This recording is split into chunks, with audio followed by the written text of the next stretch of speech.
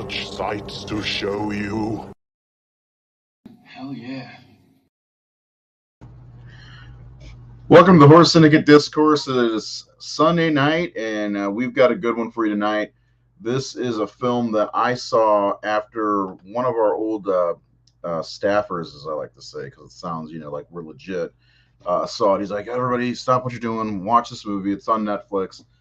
It was back then anyway. Now it's on Tubi. Which I got to ask Seth if Tubi and its commercials took a lot out of the movie, because there's a lot of tension that builds through this movie. But yes, we are talking about the Autopsy of Jane Doe. If you've never seen it, it's actually a pretty spooky movie. I like it quite a bit, and it was one that I saw way back when, and I did the proverbial lights off, no sound, phones on the ground, kind of scooted it under the couch a little bit so I wouldn't even be tempted. And the best part about my house is I've got a pretty open concept, so I'm all the way on one side of the house, and then there's utter blackness on the other side of the house, almost like a scene out of Sinister, if you've seen that Scott Derrickson film. And I just was into the movie, and this is something that people who say, "Oh, that movie's not scary," do that. Trust me, do that. Scoot the phone under the couch, turn all the lights off. That's the way a horror movie should be watched, in my opinion. I did the same thing with Hereditary. I did the same thing with Midsommar and my rewatch of The Witch. So anything that's supposedly scary, I suggest tuning everything else out and paying attention to the movie itself. So tonight, yes, we are talking about the Autopsy of Jane Doe. I think it's one of my favorites of the last decade, and I think it's a top 10. But first, I got this new animation thing that I found online. So for subscribing, you like, you share, you subscribe, and hit that bell notification if you're on YouTube. Then you'll get notified when we go live every Sunday at 8 o'clock. It's the same time every fucking Sunday. So anyway, I'm trying to, bring up the quality of this show a little bit. I don't know about you guys, but I'm not very good at this stuff. So we'll bring in somebody who is good at this stuff. This is our dear friend, Nathan Thomas Milliner. Hello, Nathan. How are you today? I'm second. I'm good. You're always number two to me, buddy. No. Yeah, I think you are one that absolutely agrees with me on this, where you're going to watch a new movie you've never seen before, turn everything off. No distractions. Am I right? Yeah. I mean, it's really hard to. I mean, I can't blame people. Like, the phone has ruined so much of us. Mm-hmm. And because we're so, I mean, it's just people contact you all day long because they can. Right. And it's just like, and you don't want to, if you're running businesses and shit like that, we've just become multitaskers, and it's hard to just turn everything off. And a movie like this, though, you need to watch it. You need to pay attention to the little things that. It's a mystery. Yeah. Movie. Yes. And it also kind of harkens back to the whole experience of being in a theater where you don't have those distractions. Unless somebody's being a jackass, like when I saw The Witch for the first time, there's two people being complete ignorant. But this is why we go to the theater. Phones off, volumes down, and it gives you, you get to enjoy the experience of watching a film. And so with this, and I watched Creed 3 earlier, by the way, I liked it. Check it out. I didn't have my phone on. I sat it down. I watched the movie because I wanted to enjoy what I was seeing, and I did. And then I got to work. So, I mean, it's the thing just coming from. I mean, you're a writer, yeah, kind of. Everything you write, if you're doing it right, it matters. It's pushing the story further. It's giving information that's critical. And if you edit and all that, you cut out everything that doesn't matter. Mm-hmm. It doesn't need to be there. So everything that's there is a setup, or is going to have a payoff, or is important to really engaging. And so if you're looking at your phone and not hearing dialogue and not seeing things that are on screen, visual storytelling, You may miss something those are the people like that movie didn't make any sense. It was fucking stupid. It's like you must have not been watching and listening. Or I thought this was mediocre and bad with no scares. Yeah. So I don't know. But yeah, you. He said it's a joke. Never mind. That's a joke. What do you say? Okay. He said Sean Sheridan, one of our constant followers, said I thought it was mediocre and bad with no scares. But then he said that's a joke. I have not seen it. Okay. I was gonna say you're an edgelord, Sean. Yeah, I mean that's anytime anymore though. I mean that's the rule of thumb when it comes to any movie with me and my kids. If we've not seen it, which for them there's a lot of movies they haven't seen. Yeah. Yes, turn that shit off. Let's watch this. If you want to watch this, we're watching it. And Reynolds and my son, just went through all the Rambo movies, and he sat there and watched every single one, all 5 of them, and just kind of soaked it all in. So, and then we watched Insidious, and he got the shit scared out of him, which was good stuff. So I miss that feeling. And this movie, like I will admit there aren't great many scares, but man, my spine was tingling throughout this entire film watching it. Like it was like you're like, oh, so unsure about what's going on as the autopsy unfolds, if you will. So, it's a movie's got the creep factor. There's movies that are scary, and there's movies that are creepy, and this is in the creepy category. Yeah, it's gave me a lot of chills, and I kept looking over at the darkness of the room. And I don't get scared easily. In the last 15 years or so, I know there are 2 movies that really kind of got to me. This was one of them. The other was It Follows, which we've talked about, and a lot of people hate, but I think it's great. That movie stuck with me overnight for sure. I love that. Yeah. It Follows is definitely underrated because of the way it was scored. I think 66% by our followers. We also have Seth T. Miller, who's a first-time viewer of the Autopsy of Jane Doe. Did you get a chance to watch it? He's watching He's watching it right now. Are you TikToking or tweeting? What are you doing?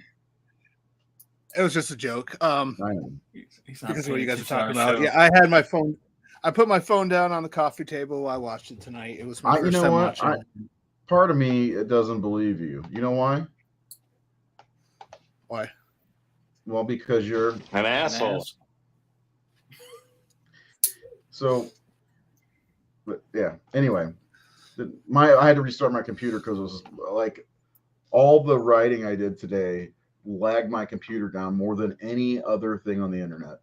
I was like, I have to restart this thing. So it's still pretty fresh. So Seth, did the commercials on Tubi take away from the immersion of being or watching the film?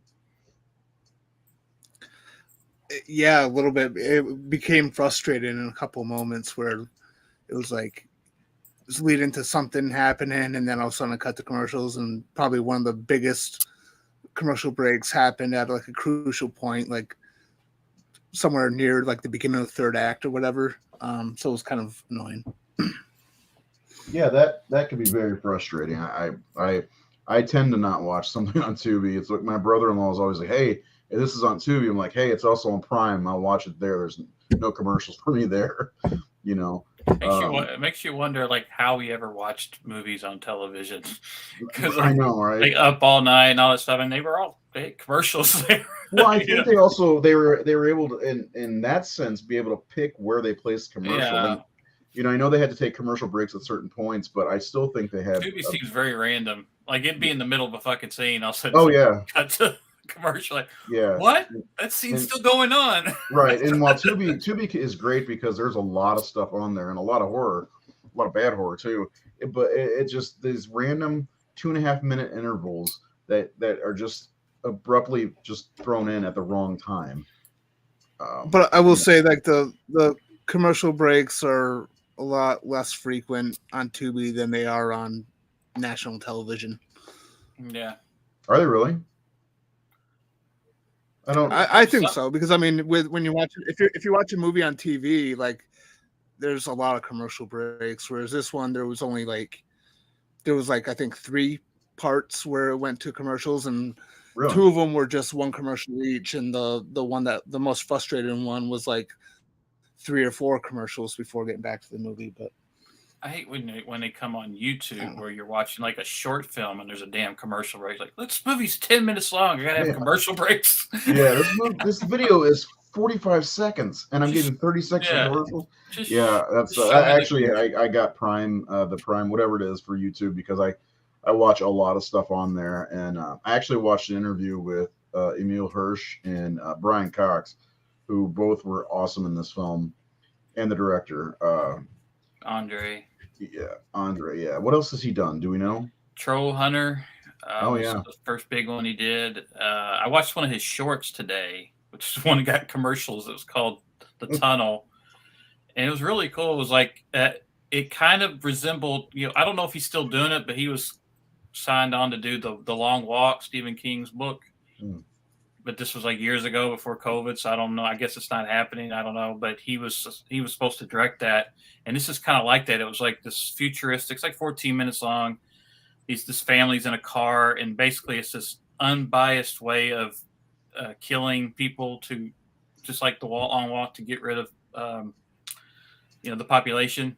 So you have to go through this tunnel to get back into your town, and like if the tunnel shuts down, those people are killed. So you're going through the tunnel not knowing if it's going to shut down while you're through. So it's really suspenseful of this family in a car having to go through it. And it's like the cars are controlled. You're not driving them. They're all in this traffic jam, basically. And then he did... that would be weird. He did the Scary Stories to Tell in the Dark. Yeah. Adaptation. He's the director of The Last Voyage of the Demeter also. That's the new one. Yeah, which I think all three of us are looking forward to seeing that when that comes out. Which when is that? He's a pretty strong filmmaker. He's from I think he's from Norway. I think. Yeah, that's probably why I can't pronounce. It's like his last name looks like it's easy to pronounce, like Overdal or something like that. But there's no way that's how to pronounce it, But yeah, he's very good. Even the Scary Stories to Tell in the Dark. Kids loved it. I thought it was just okay because I remember those stories from when I was a kid and they were told better, in the dark. But Nate, you got a new kind of topic you brought to me about. Well, I did. You pitched it to me. Yeah, I like it because you get to see a lot more movies than any of us because you are. I don't know if this is a poor term to use, but a cinephile. Well, that and like I'm 47 years old, and there's like thousands of movies I have not seen yet, and I'm like, I want to see all the great films that were made before I was born that I haven't seen yet, and there's a shitload. So we're talking about 70 plus years of filming, or films. Yeah. And how are you going on your quest so far? I mean, what number are you up to? Do you know offhand? What number? I'm up to I think I've seen like 7,300 movies. I think is where I'm at. So yeah, and what the cool thing about it is like I'm getting all these movies off of like filmmakers' favorite lists and like best films ever made lists and all that. So it's like every other every movie I'm watching are considered great. So so every third or fourth film I watch is like blowing me away. Like holy shit! So I'm watching like the best shit ever made. It's weird because I see these movies that are from the 30s, 20s, 30s, 40s, whatever, and then I see a movie like Ski School on your list. I'm like, what the fuck? I can't remember why. I don't remember why. I watched that because of something. Because sometimes it seems like it was brought up on a podcast or something. Because sometimes I'll watch like a piece of shit like that I'll come across, but I'm like, I kind of want to watch this. Like, I guess to clean the palate, I gotta watch something really bad. I'm not one to talk badly about Ski School, by the way. Ski School came up like for some reason. It was like if I read about something in a podcast or someone mentioned something, I might go off and watch it. Or I don't remember what it was, but something made me watch Ski School. Not because I was like, ooh, I really want to see this. And I don't think I finished it. I think I got like maybe 30 minutes into it, and I went, It was There's- one of those there's a whole early lot. '90s movies. I think I that- saw it in the 90s. Yeah, but Just it's forgot it. definitely one of those movies that you think that like you're gonna see a lot of nude women and not a great story. And of course, Dean Cameron's in that one, right? Yeah, which I like And Dean. yeah, I love him. He was my early '90s with movies like Miracle Beach as well. I don't know if you ever saw that. It's also got Amy Dolan's in it. Yeah, Yeah, I was a big summer school fan, and Yeah, Men at Work. Francis Chainsaw. Yeah, he was in Men at Work. Yeah, that's true. Pizza Guy. Yep. That's a fun movie. I think that one's a little underrated. Nobody talks about Men at Work. It was on last time I checked. It was on Prime. But yeah, I it's just knowing you and seeing the things that here are the last 10 movies I watched, and there's always one rando in there. They're like, Yeah. huh. That gets you. I'm like, are you just trying to get us thinking, or Well, like y'all we're talking about the Hellraiser movies, and everybody's like, you gotta watch Bloodlines. So I got like all these amazing films, and I got Bloodlines. Shut your mouth, Seth. That's my line. I know. He's gonna have to say, "Hey, Bloodlines is awesome." You know, not compared to the greatest films ever made. It's not. well, no. But compared to the other Hellraiser movies, Yeah. it's pretty awesome. yeah, it was pretty good. Yeah, I like it. For that era of let's just throw this out on VHS, see what happens. I love that era though, man. You know, like It's a rough era because that well, 90s yeah. cinema, it's not great, but it's just the aesthetic and everything. Everything's overlit and everything. I don't know. It's just something about. And I go back and watch them. Like, if that's the case, would you say Silver Bullet is ahead of its time? We're talking overlap. Should have been made in '94. Yeah, that's more of a 1994 movie than an '85. But Nate brought this movie to our attention, and I don't remember. Well, hold on, I'm going to try my dumb intro for you. Yeah, you're gonna love this one. It's a Scream, baby. So the music, by the way, I was trying to think about the old, you go to the theaters and they play a little music over it, and I couldn't find anything like that. That's the closest thing I could find. But the movie is The Phantom Carriage, which I love the title, by the way. Yeah. Tell us a little bit about this one. I do have the screen caps that you pulled up. Okay. Well, I had heard about this film, but I never did see it. And actually, that list you shared with me, the must-see movies. I don't know what was on like IMDb or something. Yeah, when I was talking about, there's so many fucking movies I've missed. I need to start living. LIVIN. And I've been going through a lot of those, and of course, they started at the beginning, so I've been going through a lot of silent films. This is a silent one. It's a Swedish film from 1921, directed by Victor Sjöström. He wrote and directed it, and stars in it. Actually, and I liked it so much. I watched another one that was on that list that he directed called The Wind. He did that after it with Lillian Gish, who I really become a fan of. She did a lot of work with D.W. Griffith.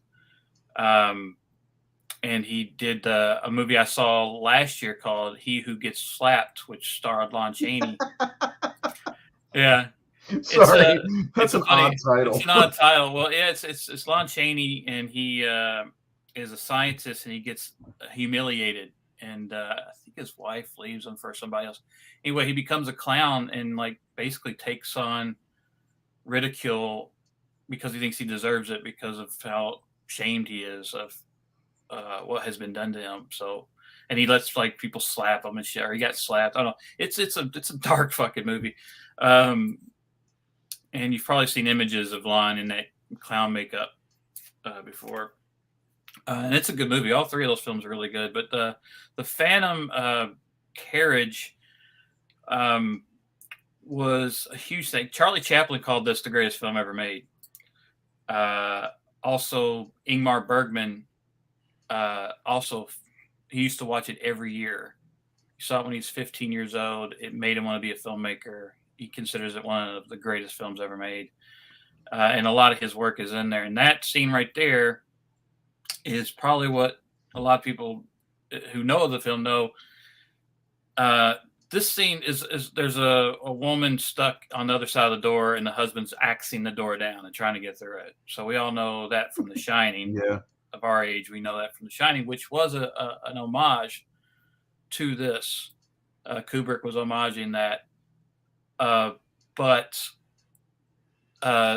Showstrom also took this from another film called The Broken Blossoms that D.W. Griffith did with Lillian Gish, I just mentioned. In that movie, she's locked herself in a closet, and the guy's taking an axe to the door trying to get to her. So, little Michael Myers action. Yeah, so there's actually this was inspired by that one, and The Shining was inspired by this one. So, but this is the director. He's playing the star. He's a writer director. This is Victor, and he looks familiar. He looks like that guy in Office Space, one of the Bobs. Bob Slidell or something. Well, this one movie, I don't know how to get into this, but the story, first of all, it's beautifully made. Like the acting in it, he's a hell of an actor.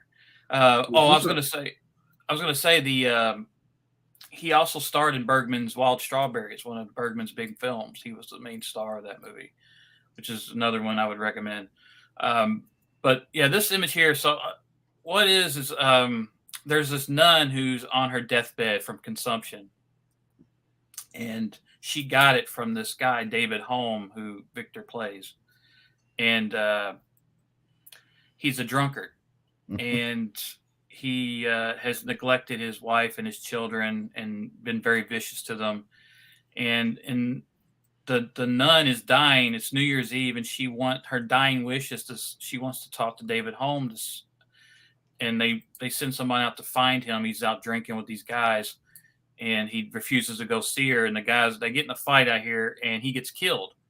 But before he gets killed, he's telling the story of the guy who got him into drinking, this guy named George, who died the year previously.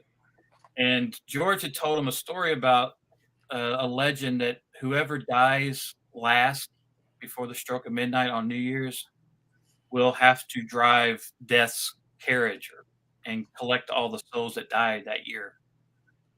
And that's a cool concept. Yeah, it's a really cool concept. And this is him. He gets killed by the two guys he was drinking with, and Death shows up, and Death is George, the carriage driver. He comes up with the carriage from the previous year. From the guy from the previous year, he told him about the whole legend and tell him he's going to have to drive the cart. And it goes through kind of into his past and shows what a complete piece of shit he's been. This is the nun begging for them to bring him there. She's dying because of him. She caught consumption from him. And what an asshole. He's a total asshole. There he is drinking with his buddies. But I was just really, because I've been watching a lot of films from this era, and the acting and the filmmaking, the compositions, the lighting,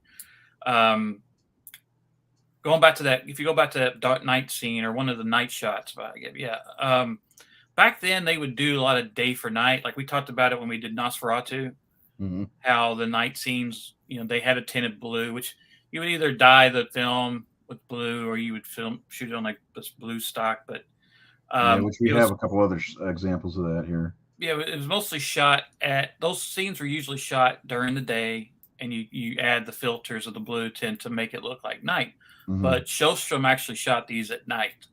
Oh, really? And so you get that deep, deep black and shadows that you can't get during the day. Because this one definitely looks shot at night because of those shadows. And that's his wife and children looking at him. He's passed out on the street there. It's him on the ground. You can't really see him there, but is he dead there like this? He's just drunk. No, he's just drunk. He's a drunk.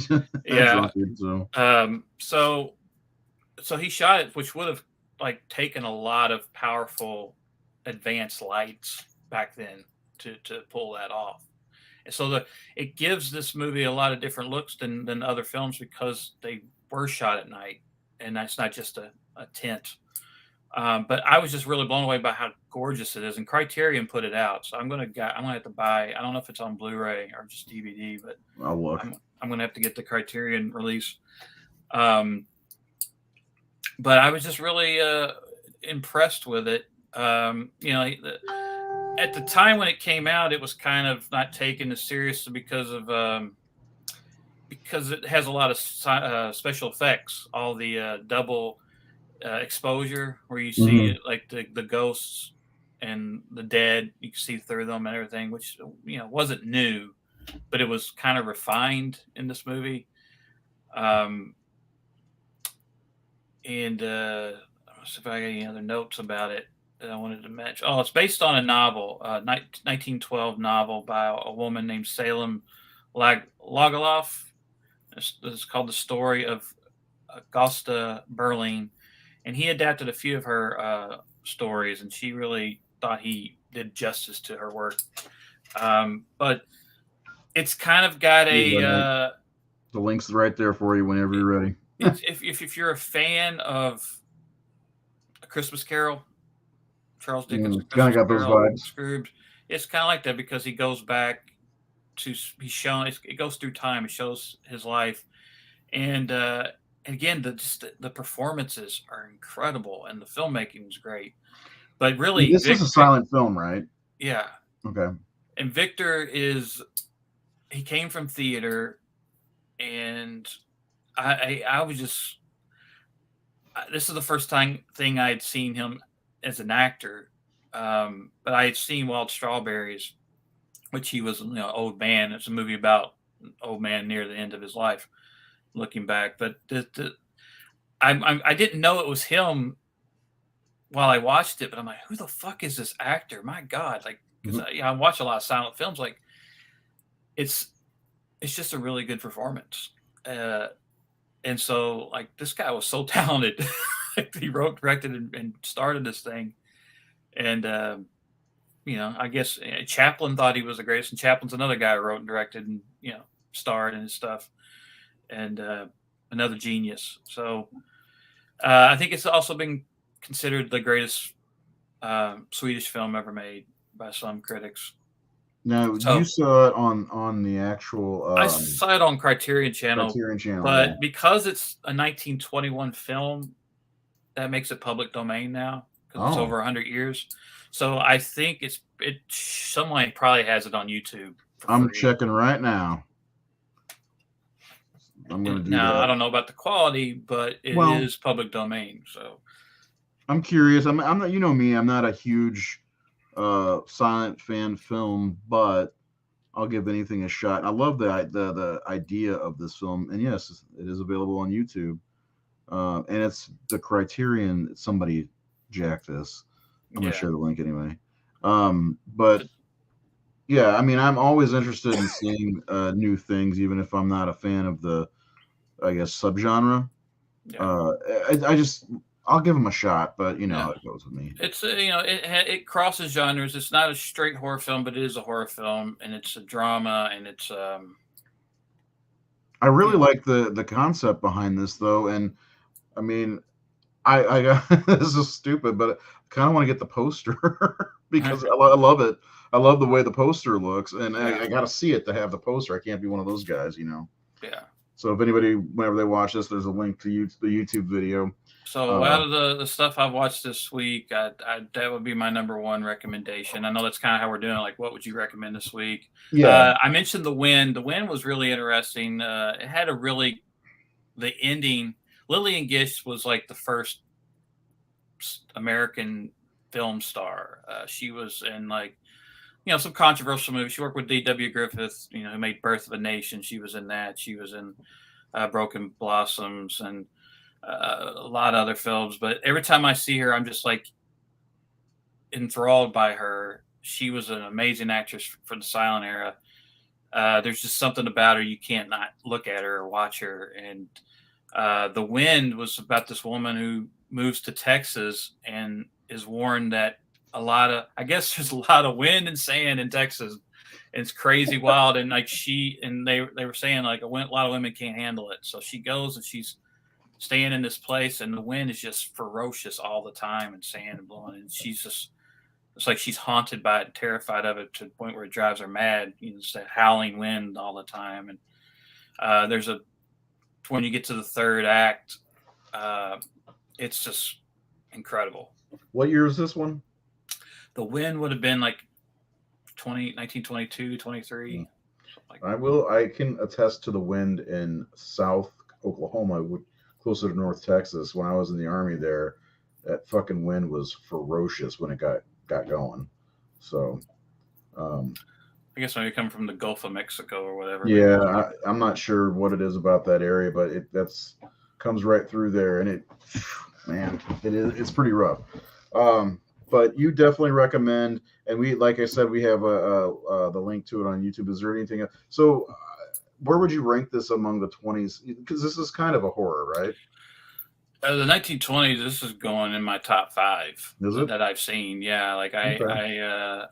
I think the Passion of Joan of Arc, Sunrise, the Murnau film, and this one I think would be my top 3 actually. Okay. Sweet. Yeah, there's a lot of great films in the 20s I've gotten to watch, and this is definitely top 5 material for me.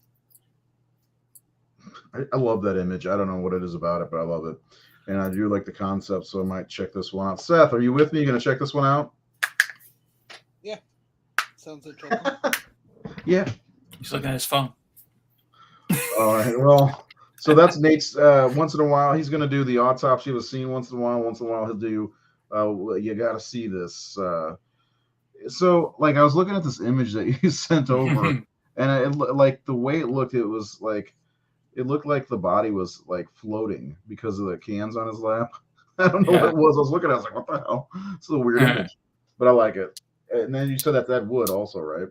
Yeah, it's from Ed Wood. I'm just trying to think of like I thought about somebody sitting in a theater, and I thought, well, what about that scene? Because he's got all these films stacked in like film cans stacked in his lap. Of course, it's just one film that he's holding, but like, hey, it works. Is it his gotta see this?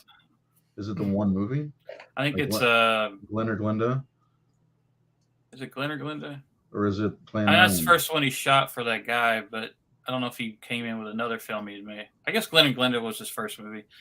So I guess that's what it is. So, okay. Well, check it out. Nate will come back with another one of these whenever he gets a wild hair up his booty. As my mom used to say, get your wild hair up your butt. Next show, by the way, if anybody's wondering, we're not doing the show next week. It's Father's Day, and we are all fathers. And we're going to come back the following week to listen to Seth drone on and on about The Howling. Ugh. We're lucky though, Nate. You know why we're lucky? Why? Because it's not the marsupials. So yes. Anyway, so back to the autopsy of Jane Doe. If you have nothing else with the Phantom Carriage. Nope, that was it. Hopefully people check it out because it's. I mean, a lot of people probably. I don't know if everybody's seen it, but because a lot of people, silent films are hard sells on people. Most people are like, oh, Nosferatu, Phantom of the Opera, Hunchback of Notre Dame, Cabinet Dr. Caligari.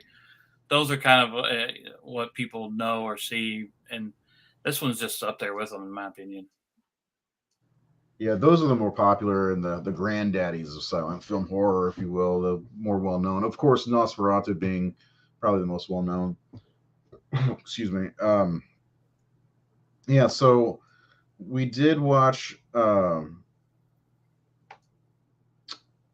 Autopsy of Jane Doe. I almost forgot the title of the damn movie for a second. So Seth, you gonna explain it for us?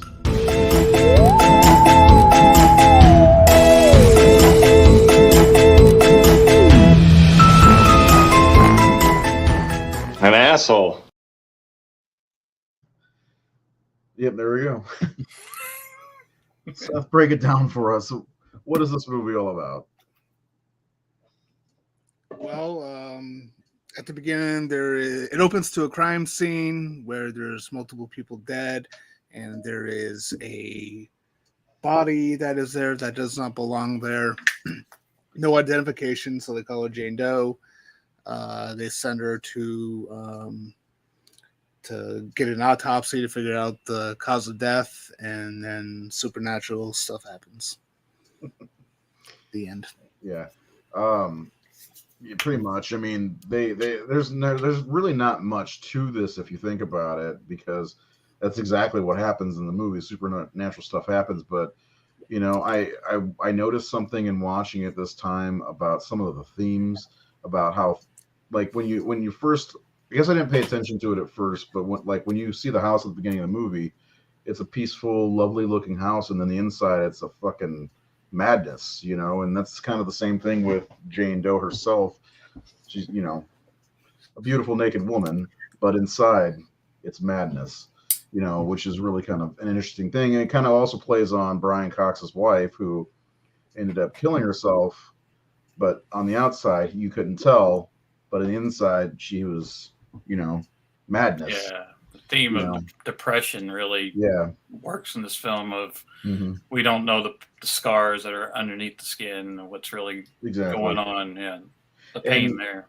I was wondering, like, because like this movie, and we're gonna get into what happens in the movie, but I like sitting there watching it again today and thinking to myself, like, why towards the end, why Brian Cox is the one that kind of, like, you know, she starts repairing herself at one point towards the end. And I'm like, is this like the physical manifestation of his wife? You know, because he didn't see that she had the problems, and this is her kind of retaliation. And it, you know, he's ends up stabbing himself, even though his wrists are broken.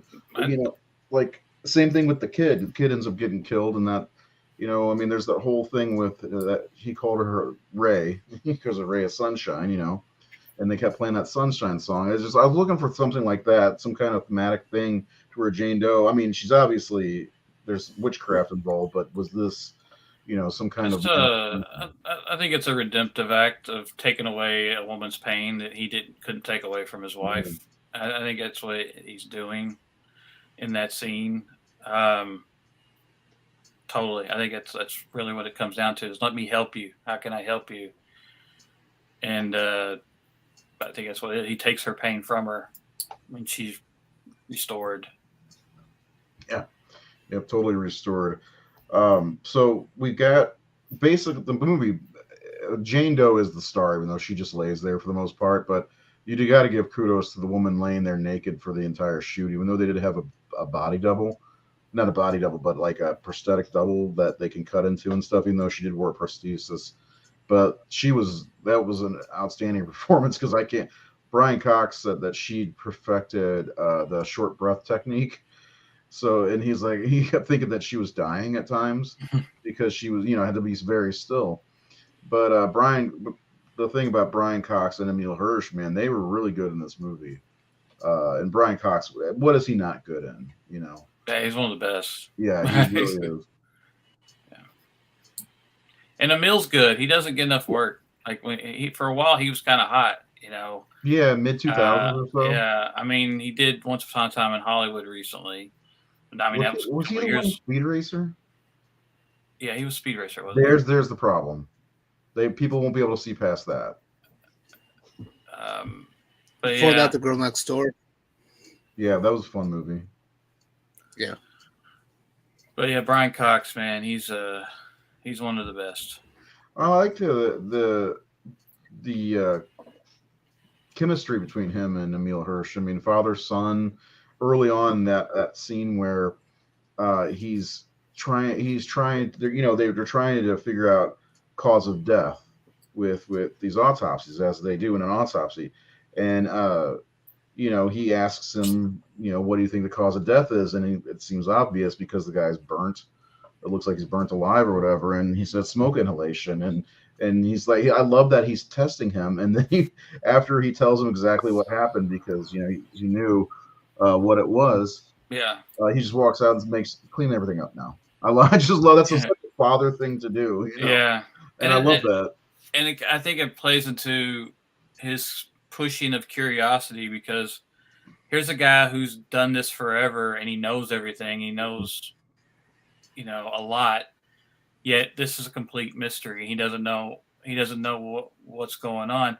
But also, it also speaks about the fact that he sees these things, but he couldn't see his wife and her pain and her. Yeah, her and I so think that's because he can see inside with Yeah. this, where his wife he couldn't. Like Yeah. that's something I kept coming back to with this. Like you see him ripping her open here. and he says like everybody has a secret. Yeah. Some are better at hiding it than others, Mm-hmm. which plays into his wife's depression. Yeah, exactly. and his own depression, because there's a great scene where I think after the cat dies, he says something like, "That was my last link to your mother." And he says something about it. He goes, "Oh, right, let's go." He goes, "I miss her too." And he goes, "Right, let's go." And he cuts him off. And he goes, "Look, you can talk to me, Dad." Yeah. And he goes, "You put up an act for other people." And he goes, "I'm fine," which is what everybody says. I'm fine, and they're not fine. And except for me, I tell everybody what's on my mind when I'm sad. I mean, that's good, but Yeah. I think that whole scene of "I'm fine" is really representation. I mean, Brian Cox is not a happy person either. And apologies to anybody who wanted to see boobs. I had to censor this, so I use our logo. Hopefully, there's no other things in there. But yeah, these two together, well, these three really, because Brian Cox could not speak any higher.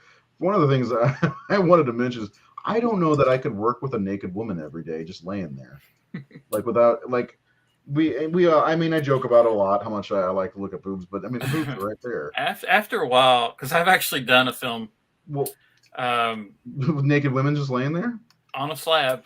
Oh my god, what movie is this? A Wish for the Dead. There's a morgue scene, and I had about 9 actors who were fully nude.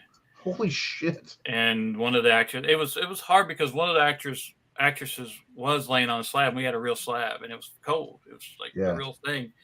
And we were shooting. It was like fucking 15, 20 degrees outside, so it was cold inside. So I was like constantly trying to like, as soon as we got shot, you need a blanket, put a blanket on her, get it like. And I mean, she was a trooper. She led there, but yeah, I think what happens is, of course, I come from the art world. I've been around nude models, college life drawing classes.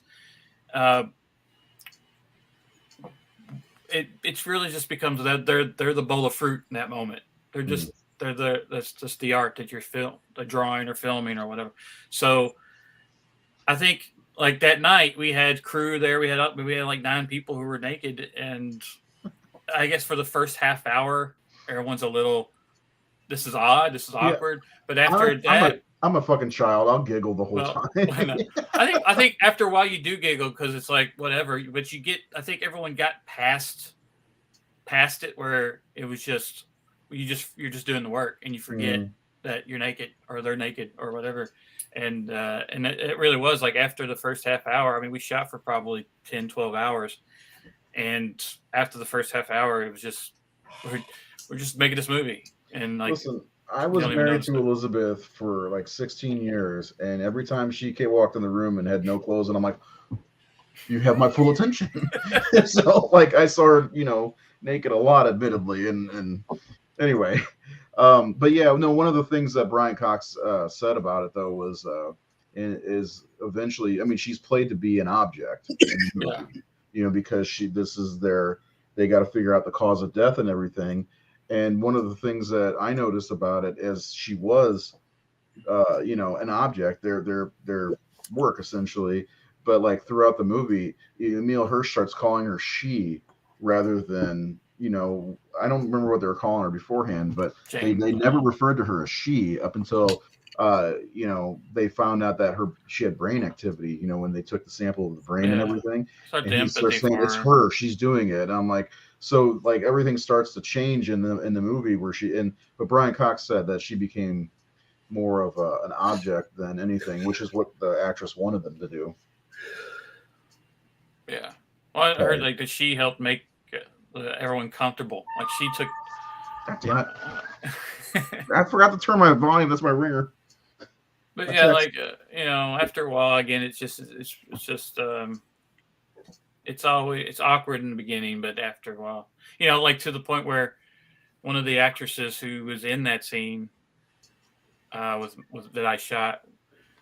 We shot another day where she did a shower scene, and she just like. Can you just invite me to set from now on? You guys have seen me naked, whatever. She just jumped right in front and jumped into the shower, like, and she just like it didn't matter, but kind of how it is in arts. I mean, you go backstage in the theater, people are changing costumes and all that stuff right there because they ain't got time to go to like privacy. They just got to put your new costume on, get back out there. Sorry, I heard Wayne make a noise. Yeah. Part of it is you have to get past being embarrassed in acting. Yeah. I don't think I could ever strip nude. I might be able to work around nude people. Just anyway. You're more of an artist than I am. I'm a writer. And writers, I can write nude scenes and I'll still giggle. I remember they were teasing me when I the Murder Death Killer when the poster of Atticus Crow. Yeah, that's me on the poster because Eric he wasn't there and I was at the at Warren's house with Barbie and Tom and Warren and I was going to get in that costume, so I like. Can I go into the bathroom or something like it to change into the costume? And Warren's like, well, you too embarrassed to change in front of us? Like, you're being an actor, man. Like he was like, this is what we do. Yeah. Like, no privacy. I guess they can get in that mindset where it's that, it doesn't bother an actor. I don't know. But I want to get so overall impressions, especially from Seth, because he'd never seen. You've seen this before today, or before you watched it for the show, right, Nate? Yeah, I've seen it. This is only like maybe the third time I saw it. Yeah, and me too, actually. And the reason I want to ask Seth is because this is not his cup of tea type of movie. We know what kind of movie he's. He's not sequel Seth for. I mean, he's sequel Seth for a reason. You didn't see the werewolf. But so I do want to get your input, Seth, please, on what you thought of this movie, because I wanted to ask you, earlier. I asked you to come over. Where were you? Sorry, I got stuck in Vermont. Oh. Yeah, I mean, like you said, these type of films aren't my cup of tea. I did like it. I especially enjoyed the performances in it. I thought it was well made. I thought the score was kind of was fitting for it. I like the score. Yeah. At the same time, I did like it, but there's just some stuff that just felt like I've seen that type of stuff before. I will say though, I do like the what they surmise happened and what it all means. The idea of they created this thing that they thought they were getting rid of. Yeah. I thought that was a cool concept to it. But I don't know, this probably won't be one that I'll watch again. It's kind of like the Conjuring films for me. It's funny. It's funny you bring up the Conjuring because that's what inspired it. Oh, really? Yeah. Andre saw the Conjuring and said, wow, they went back to basics. Like, this is the kind of movie I want to make. So he started talking to his agent, saying, find me a script like The Conjuring, something like that. That's just back to basics horror.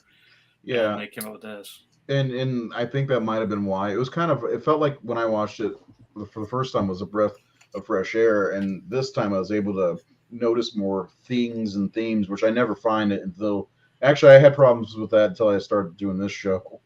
But I don't know, Nate, what about, so Seth, you're never going to watch this again, huh? We're going to do a show on it next week again. I'll probably skip that episode. Maybe we can inspire him to go back and watch it. Well, what are the things that you saw? Yeah. What are I mean, I'm willing to watch Mandy again. I'm just saying. We'll do a 3-year anniversary of the Mandy show. And I'll give my full third time's a charm review. No, but what are some of the things that you noticed in it that kind of you've seen before? And I know you said some of the things reminded you of The Conjuring. I didn't pick that up, but what did you see? Well, no, I didn't mean like it reminded me of The Conjuring. It's just similar to The Conjuring. I think it's a good movie. It's a well-made movie, but it's not my type of movie. I felt like the supernatural related stuff was just kind of cliche. I don't know, the way it was done, the whole thing with like the people, appearing and not appearing and stuff like that. Yeah. So it's that stuff. like, I'm not here to shit on the movie, but yeah, No, you're totally right, because that stuff's the weakest part of the movie. Like I don't like that stuff's not even the most interesting at all. No, the most Least interesting is when interesting they're thing. doing the autopsy. The mystery of it is what's really cool. And again, Yeah. like I said, I really like the what they conclude of what happened. I think that's really cool. Yeah. Yeah. I mean, the deeper they get into the autopsy, the cooler it is. But yeah, I can see what you're saying, because that even the way there's a scene where Emil Hirsch is looking through, like he cut with that little axe, the little hole in the door, and he's looking through, and then you know something's gonna pop up. Yeah. And even his reaction was like not very surprised, because it was a face. It was one of their, I think it was one of their they're not patients. I don't know what to call them. They're dead bodies, and Yeah, that was, daggers, the mouth yeah. was so shut. Yeah. And that was played as a jump scare, and he didn't even, like most people in a movie would be like, oh my god, he just like, okay, So yeah, I do believe that some of that stuff was the weaker parts, but I It's think kind of hard to do movies like this without those moments. So yeah, I agree, especially with, you can tell there's something out there, or when you could see the shadow of the feet at the door. But this movie is all about the mystery, and the performances of Brian Cox was just really fucking good, and so was Emil Hirsch. And then I did like the switcheroo when his girlfriend ended up there, you know. But my favorite part about this was, not my favorite part. One of the things I liked about it was when at the beginning of the movie, when they show the massacre inside the house, the first thing I said was like, "What the fuck happened here?" And then at the end of the movie, that's what the cop says in the autopsy room. What happened here? Like, Yeah. what the hell happened? And obviously, he thought it had something to do with the Jane Doe, because he could get her the hell out of my county. But Yeah. what are your impressions, Nate? My impressions on what? The movie The movie? overall, yeah. I really liked it because I'd never seen anything like an autopsy like that for a whole film, and then unfolding a mystery, puzzle pieces with a corpse, and Yeah. I still think it's still up to interpretation, because I saw a really interesting theory, as Seth talked about, the idea that the Inquisitors of Salem created her out of their torturing her, out of the sin that they were trying to defeat, and this is her revenge. I guess he's left us here. I think, yeah, I don't know what happened, but yeah. Bad connection. But there was a theory. I don't want to throw this out there till he's back, because I want to see what his thoughts are. But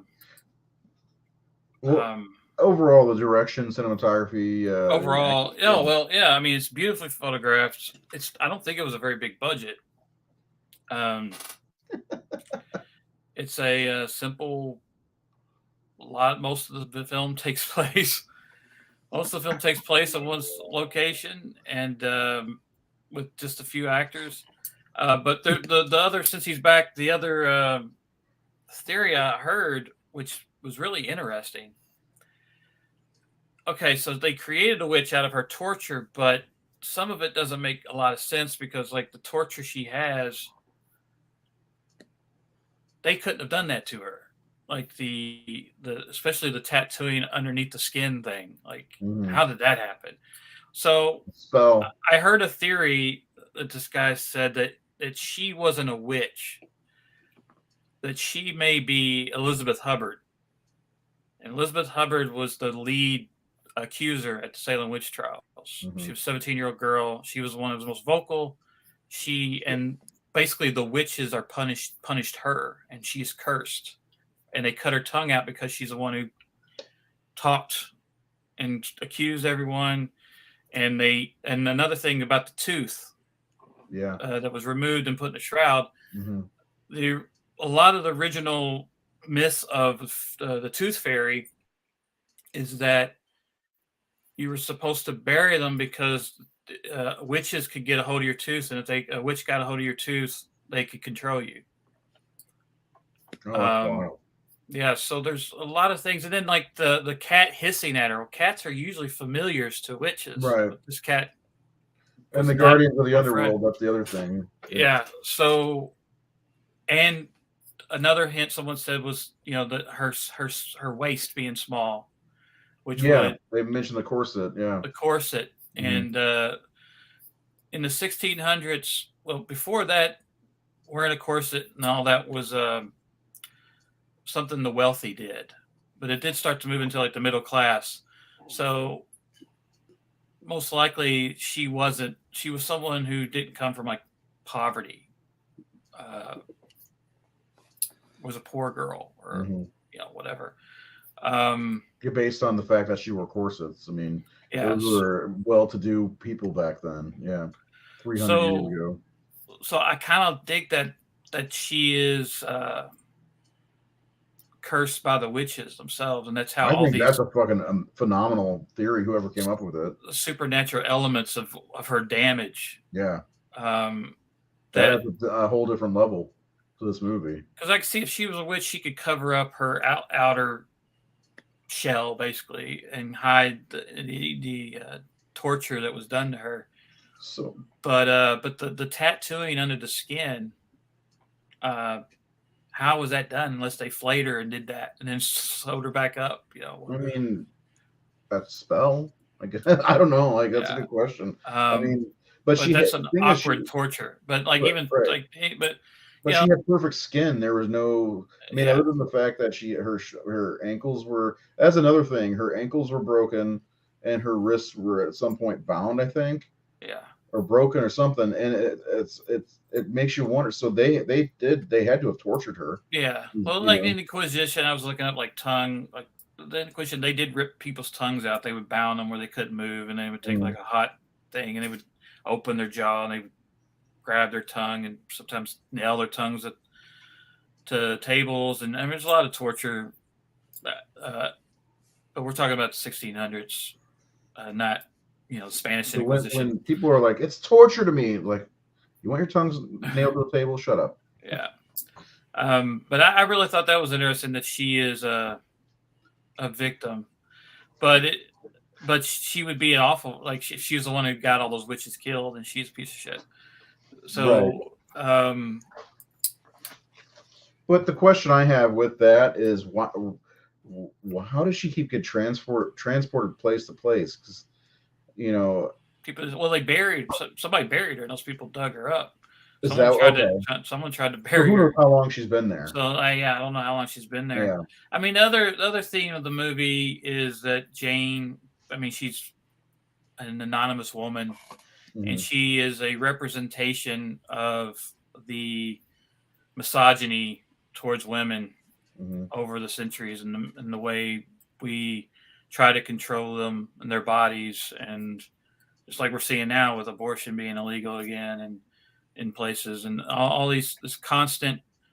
I mean, because the whole Salem witch trials and the whole witch thing anyway was just fear of women with power or women who weren't following what men would tell them to do. Right? Like, Well, yeah, and the director did say he thought of this as a feminist piece in yeah, a way. So it's a I get, revenge. yeah. It's feminine revenge for the misogyny or the control that men.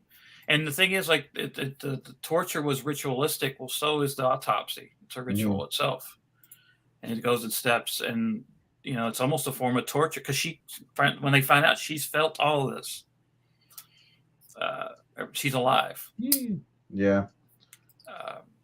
So I mean, in a way, they're torturing her by cutting her open and Cutting her open breaking her and ribs and yeah. digging around in her.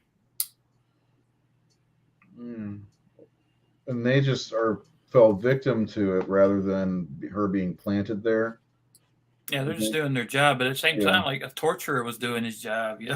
A guy who would decapitate you was doing his job. Um, so, and again, goes into the whole wife thing. He didn't see his wife's pain or didn't Mhm. even think about it. And women, you know, women are told to smile and be nice. And he said that my wife was a ray of sunshine, and she was always happy. She was always but women are kind of sometimes felt forced to put on a smile Mm-hmm. because guys are always telling them, "Hey, why don't you smile?" Blah, blah, blah. I get that at work every day. Yeah. So there's a lot to unpack in this film. I think it's got a lot going on beyond what we see. I mean, a lot of underneath layers and hidden meanings, and there's a lot.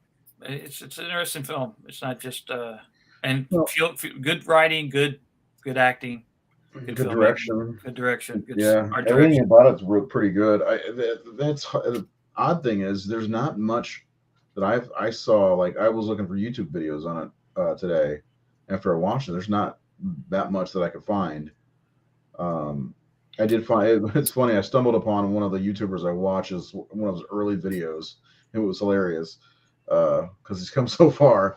But I was looking for things to try to figure, and I didn't read anything about it. But I don't know. I like the idea that what was her name? The Elizabeth Hubbard. Hubbard. Yeah, I like that theory. That's it. Really interesting. I also try to take that with me if I do get a chance to watch this again, which I'd like to, because I do like it. Unlike Seth, who doesn't like anything apparently. Yeah, I think most people think that she's a witch. Yeah, well, I mean, it comes right out. Well, witchcraft is there for sure. Yeah. Which works, but and the movie never makes any kind of implication that she was Elizabeth Hubbard, that she was not a witch. There's so many questions about that. Like, if she was a witch, like if she would have an agenda, it feels like, where she was buried in the basement of this old house, and then they dug her up, and all this stuff happened. So, like, was this the witch's spell or her revenge? Well, I think the witch is the revenge on what was done to all these women, right? Who weren't witches. As Seth said, Brian Cox says it, or I think Emil says that there were no witches in Salem. It was all fucking lies. Mm-hmm. And so he's saying, well, maybe they manifested a witch out of that. Out of the torture, they gave birth to this wickedness that's getting revenge on us. That could be. It's just this is a deep movie. I mean, I know there's some things that here and there that just aren't great, but when you sit and think about this one, there's a lot there. I mean, this is probably one that you could theorize a lot about what the symbols mean inside of her, on the inside of her skin, which that was one of the things that really got me when they pulled her apart, and I was like, holy shit, how'd that happen? Because again, her body was, essentially pristine without a scratch on it, when they found her, and then she's got scars on her liver or whatever it was. It's like, how's that shit get there? Oh, and her lungs were black. There's like so many different things that there would have to be scars on the outside somewhere. So yeah, I do that because this makes the theory of what's her name again? Elizabeth what? Hubbard. It makes a lot of sense that the witches did all this to her through maybe a spell of some kind. I don't know. But yeah, I mean, we could even go tie into like last week's episode of Neon Demon, where we're talking about women who are, their beauty and their exterior is what's most important. Mm-hmm. And inside, they're starving themselves, they're damaging themselves, they're, there's hidden pain, depression, all this stuff in there. And a lot of society, and men especially, as long as she looks beautiful, as long as everything looks great, and like she's gorgeous, and that beautiful nude body and all that stuff, who cares what's on the inside? But once they cut her open, I think that's one of the cool things of Brian Cox's empathy for her, towards the end, where he sacrifices himself for her. He tells her, "I'll take your pain away from you. But he's also doing it to spare his son." He says, let him, don't kill him. I'll take me, kind of thing. But because he feels responsible. His son wouldn't be in that situation. Mhm. He caused his son to lose his mother. He feels guilt on that. I think there's some of the reason he won't talk to his son about the mother is because he's carrying that guilt of, I couldn't fix that. I didn't save her. I'm someone who sees a lot and knows a lot, but I couldn't see her. And that also plays into misogyny. I didn't think about her pain or what's going on with her and maybe I could have saved her.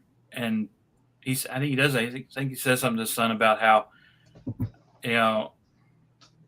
I took her away from you, kind of thing, because of my failure as a husband. That you were punished because of my failure to notice or see what I could have helped. I just thought she was happy because she smiles all the time, or she's beautiful. I was mesmerized by her beauty, and maybe she hit it. And he was maybe obsessed with his work, running a business and having to do all that shit. Well, there's a lot to that. I mean, he saw her as a ray of sunshine, didn't know what was going on inside, and that's that beauty is skin deep, like you said, kind of like what you said. And that song, open up your heart, let the sun light in, Yeah. or be blue, or the skies will be blue again. I mean, the song's totally like coming out of your depression. Mm-hmm. And then all the shit happens when they cut her open, and that's another cool thing, the whole manipulation of the world around her. Like, there never was a storm. There was never a tree blocking the doors. There was none of that shit happened. The radio's not real. Because at the end, the radio guy says, "Hey, 4th straight day of sunshine, 70 degrees." So there was never rain. There was never a storm. This is one that I think I want to maybe try to analyze a little closer sometime, because there is a lot going on here. A lot of it is not actually happening. Most of it's not actually happening. Like, that's towards the end when Emil Hirsch is trying to get out and the sheriff's out there, and he all of a sudden, he starts singing that song, which was a creepy moment in my opinion. Yeah. Seth probably saw that coming from a mile away. But and then he falls to his death, because then Brian Cox was there, who of course was dead after he had been killed by his son. I will say one thing I was waiting for the first time I saw it was after she started regenerating herself, for the most part. Her ankles were not broken, and it all of her wounds were being inflicted on Brian Cox. There's a fucking flying here. Sorry. Inflicted on Brian Cox. Part of me expected her to get up and walk out or something like that. But her toe does wiggle at the very end. Yeah, at the very end. So it's the only time she's moved. Which I like that they added the little, bell. The bell jingle thing. But no, again, I get more out of these movies after talking to you guys than I do watching them by myself. I still think it'll be a lot of fun to watch movies with you guys, but Seth lives in fucking Vermont. Mm-hmm. What do you think about the thing that maybe if she wasn't a witch, if she was Hubbard, or she was I think one of them, I think Cox says something like she was trying to stop us. Like, she kept trying to stop them from discovering, finding things. Oh, yeah. Like, they were trying to, she was actually trying to protect them from death. Yeah. Or from what's going to happen if they peak too much or keep going further. So all the stuff that was going on around them was her, warning them. Warning signs of, hey. Yeah. And I do like that. One of my favorite signs, I can't remember what happens, but they do something, and to the point where Brian goes, "Let's get the fuck out of here." Yeah. He's like, "Let's quit." I think it's before they really. I think it's before they find the shroud and the tooth and all that. Yeah, the power goes out. Yeah. And after they cut her open, I think. Right. It is. Yeah. I think it's after, because he puts the blood in the blood sample in the little fridge or whatever, and starts pouring out. Which that was something I wondered about also. What was the deal with that? And then of course Brian Cox he's able to get the rib cage busted open, and then shortly after that is when the power goes out. But the one thing is, they decide them deciding that they needed to finish the autopsy or whatever, was that their doom also. Yeah, we got to finish the job. Yeah. to figure out. because the cop needed Well, it done. you know, he that kind of night. goes against his thing because, like he said, like when the girlfriend was there, he said, "You're like this one. You know, it's not our job to find out why. Mm-hmm. Leave that to the cops. Like we don't understand why." And it's more of like,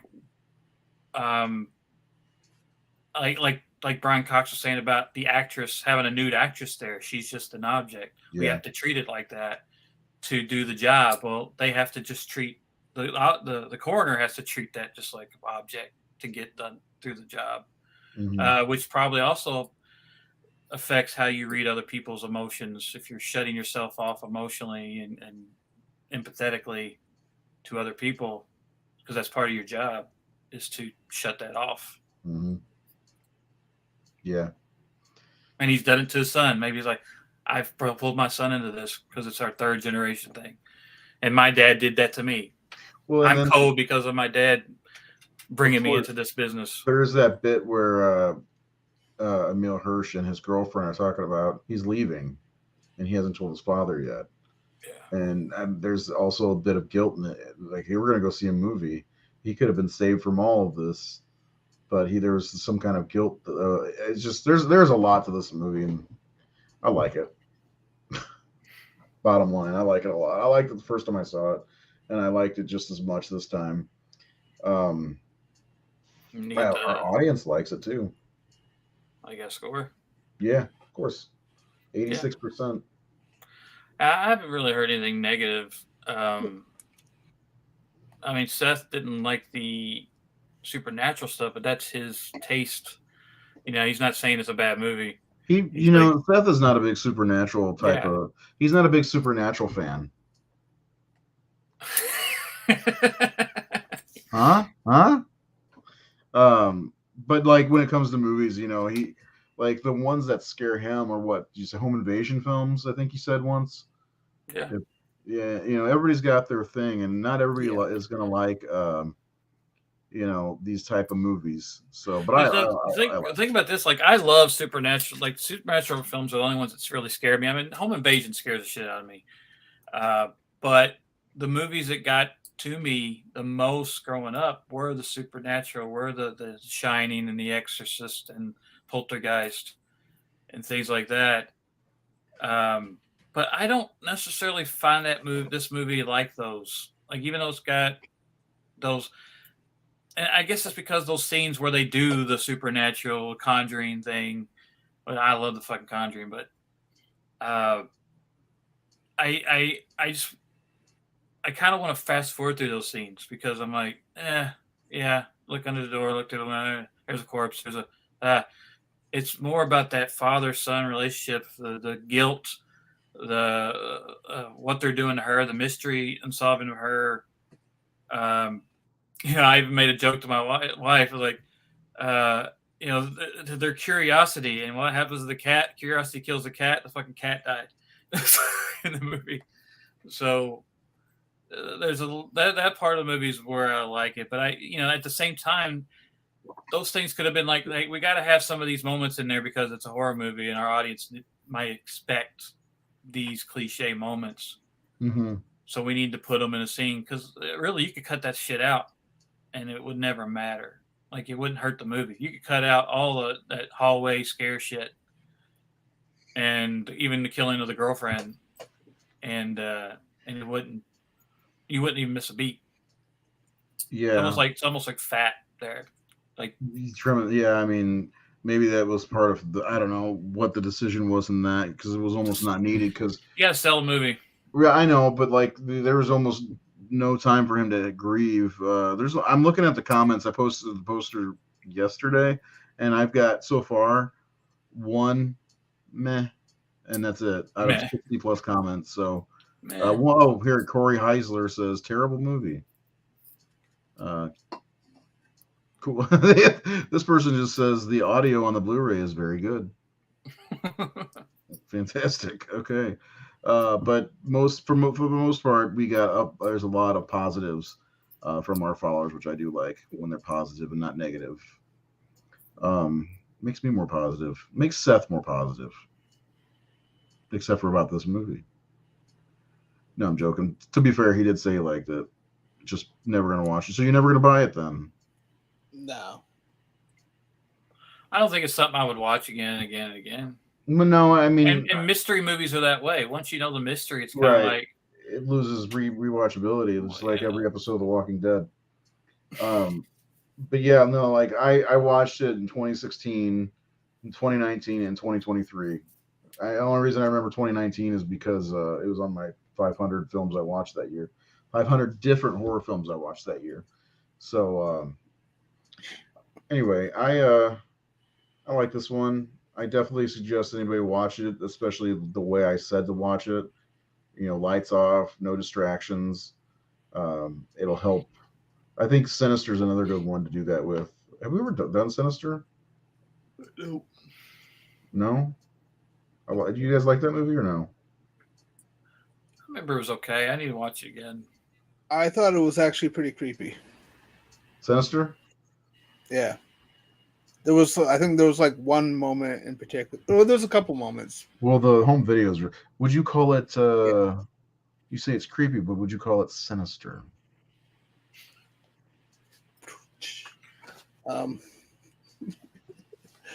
Sure. Okay. Anyway, you guys want to wrap this up with some final thoughts, or is there any other theories that you have, Nate, that you found? No, I kind of like to open this, although Brian Cox kind of says what it is. Oh, they created a witch. Mm-hmm. She's a witch. Which I But kind that's of his interpretation. I don't know. Yeah, if that's his educated guess. Yeah. But yeah, I don't know. I just remember it was one of the stronger films of that year in the genre. It's I can't point to another movie and go, oh, that's like the Autopsy of Jane Doe, or Autopsy of Jane Doe is like this. So, and again, you got a strong script, a mystery script, and two really good actors in a genre film. These aren't guys who usually do horror. Brian Cox was in Manhunter. Yeah. And of course the remake of The Ring from 2000. The Ring, yeah, he did The Ring. And he was great in that too. For what he got. And of course, the original Hannibal Lecter. And he was Agamemnon not horror, but he was Agamemnon, the King of Kings. But yeah, he's if you got that guy in your little horror movie, I mean, you got some clout there. And wasn't he in? No, it wasn't him. I was thinking somebody else. Anyway, yeah, I really dig it. And you go to you talked about the nude body thing. Were you watching the whole movie going, she's naked, she's naked, she's naked? After a while, it's just like she's there. I wasn't the whole time. But like they would like one of the things the director said was he treated her like an actual character. So he shot her. Yeah, he shot her face like close-ups, like you would a normal actor who's speaking. And in those moments, I'd be like, pan down. No, I'm just joking. But no, like I did appreciate hearing him talk about it is really cool. There's a 20-minute video, a little Q&A with him and Brian Cox, and there's a moment where I think Brian Cox is looking into her eyes, and you can see he's starting to empathize like heavily, like he sees her pain and looking at her face. Even though that's why I think what he says is Seth is an edgelord. That's why I think that like when he says the thing about she was made to be a witch or whatever it was, I think that is just a guess. I don't think that's his only guess. He doesn't have time to theorize what it could be, but like we can. But this is definitely going to fall under the witchcraft film series, like which there are not many out there either, from what I can tell. Yeah, I mean, they get the Bible verse, Leviticus 20:27 in there. That was really cool because they folded the piece of fabric, and the fabric looked super old too. So it's just I don't know. I think this is a really deep movie, and if you don't pay attention, you're going to lose some stuff, in my opinion. All right, Nate. Yeah. Yeah. Seth, what about some final thoughts from you? I know. I listen. We're getting to your movie, okay? You've been like chomping at the bit, pun intended. It's been To talk howling. about the howling, yeah. And we're gonna get there. 2 weeks. How long are you gonna be on Mars? 2 weeks. But I know you're not a big fan, but would you recommend it to somebody? Oh, for sure. I know there's a lot of people who like these types of movies. And I think it is definitely one of the stronger ones. It's not like it's weak by any means. Would you say everyone's entitled to one good scare? I would, but only if they like dumpster fires. Okay. I love dumpster fire. It's a cold night. Yeah, I mean, absolutely. It's gonna keep you warm. Yeah. It's gonna give you illumination so you can read your book or Yeah. find the remote control. Yeah. Oh, yeah. And Nate, you have anything before I wrap everything up? No, I would highly recommend this film, and I would highly recommend The Phantom Carriage. Yes, The Phantom Carriage. You can see both of these films Well, for free. that's Freddy, but The Phantom Carriage. Go ahead. Sorry, I accidentally clicked on Freddy. And if you haven't seen Troll Hunter, really great found footage movie that Andre made. And what was the other one he did? The Scary Story Still in the Dark. Yeah, and then he's got the last voyage of the Demeter coming up in That August. one looks fantastic. Yeah, and then go on YouTube and watch The Tunnel from 2016. His short. It's only like 14 minutes long. As far as the Demeter goes, I'm with Seth. If anyone survives, I hate the movie.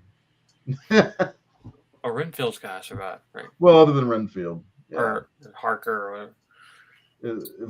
Hold on. Who is it supposed to be for real? Renfield's already. Wasn't Harker? Right? Harker was on the boat. No. But Yeah. nobody was on the boat.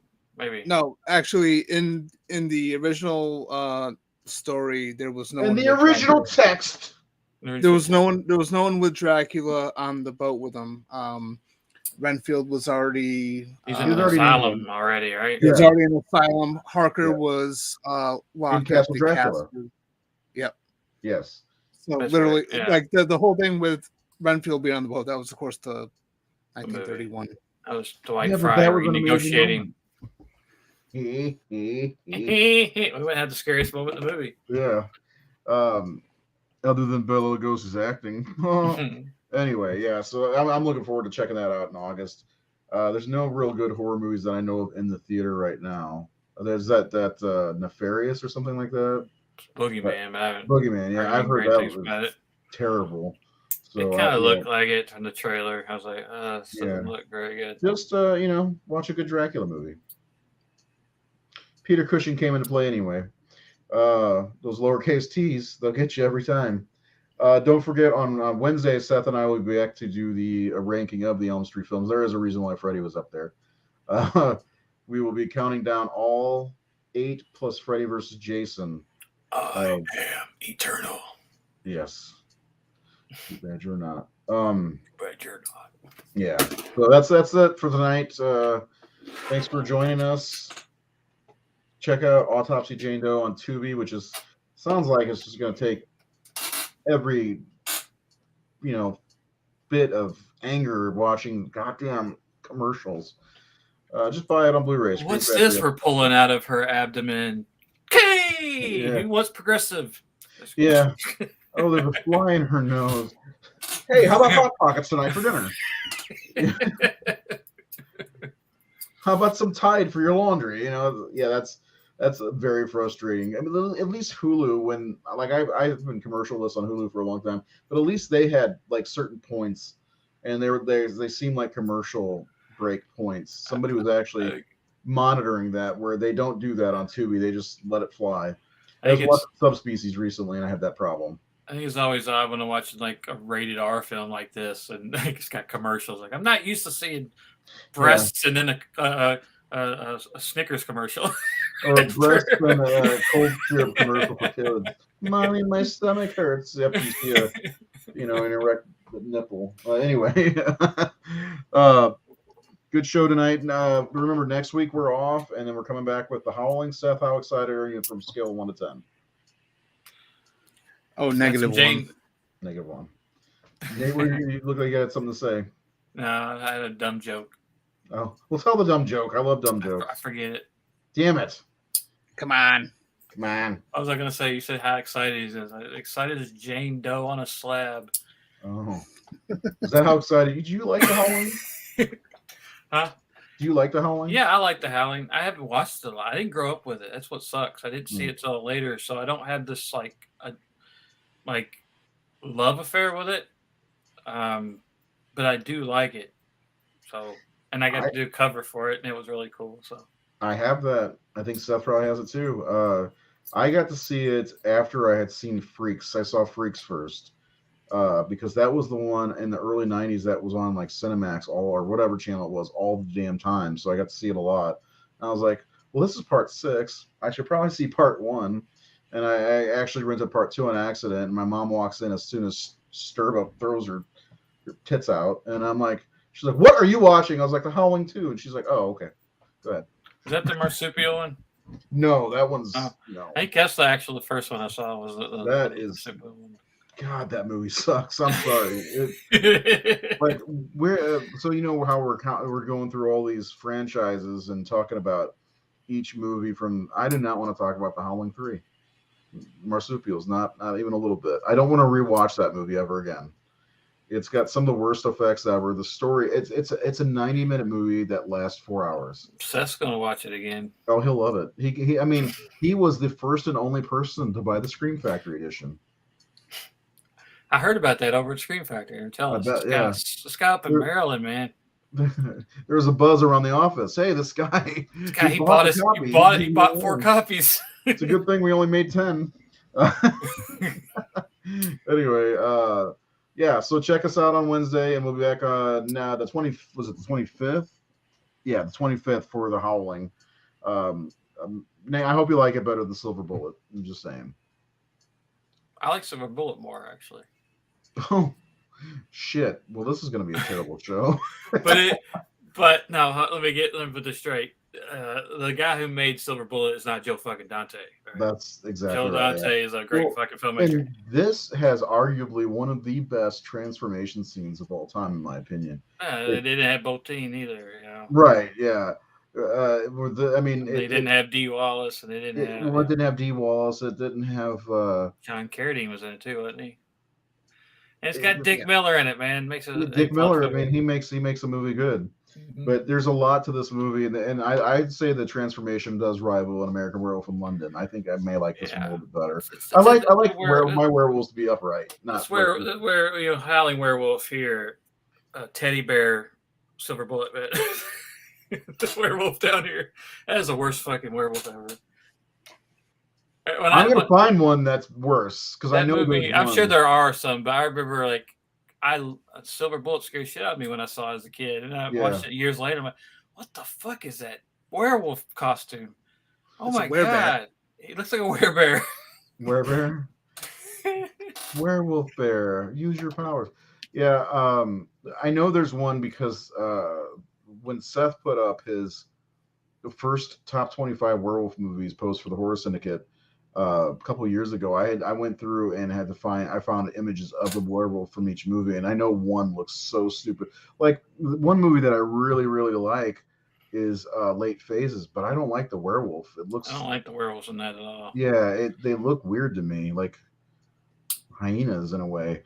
There's like one scene in that Late Phases made me crack up because it's like one of them walks out past the window or something, and it's like he's out for a stroll. And I'm like, what the fuck was that? Like, go back and watch that. That's hilarious. Do you ever see a Werewolf in London from 19? Oh yeah, one where he puts a scarf on or what? Yeah, he's like wolfing out, and all of a sudden he's going out the door, and he's like, wait a second, put my scarf on my neck, put a hat on. Where's my pipe? Yeah, I'm like, okay. Pausing the action to put make sure it's gonna go out and dismember some people. Yeah. But first I've got to have my tea. But let me ask you guys before we go way off autopsy. But do you prefer the wolf werewolf or the wolf man looking werewolf? Like not the wolf man per se, but upright. You know, like you see in the Halloween.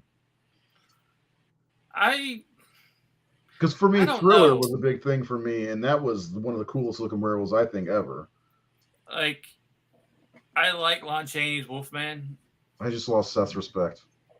I like, you know, I think if he's upright, I like him with tattered clothing and shit, like he's ripped out of the clothes and all that. But I love American Werewolf in London, the big hellhound thing too. When it's just like a wolf, it's like, okay. That's a letdown. Like I prefer American Werewolf over Howling. But I like Dog Soldiers a lot. The werewolves of that one. I don't know. I think I'm glad we get all kinds. Really, I think it's done well. It depends on the movie. It depends on the execution. I don't know if I have a favorite. I think Underworld had some cool werewolves too. You know, like my new movie kind of has werewolves in it, or werewolf, and in one scene I wanted to have a Lon Chaney type Wolfman too, just in a nightmare sequence, just to have a classic Wolfman character. I wish I didn't do it, unfortunately. But originally in the original script, I did have that. I mean, how close are you to being done with it? You can just throw it in there. Just film it one day. My back really put a fucking damper on the progress on that. Oh, yeah. So. I'll be your Wolfman. I'll be your Lon Chaney. I'll come down for a shoot for a day. If I can wear a scarf. With a scarf on. Trying to get Paul Nash to do it. But. There you go. All right. So we're going to talk some werewolves next time we're on the Discourse show. And don't forget, we will be off next week. Happy Father's Day. Since we won't be able to tell anybody that. I'll tell you guys later because I'll talk to you. Anyway, that's our show for the night. For Nate and Seth, I'm Razor. Have a great night.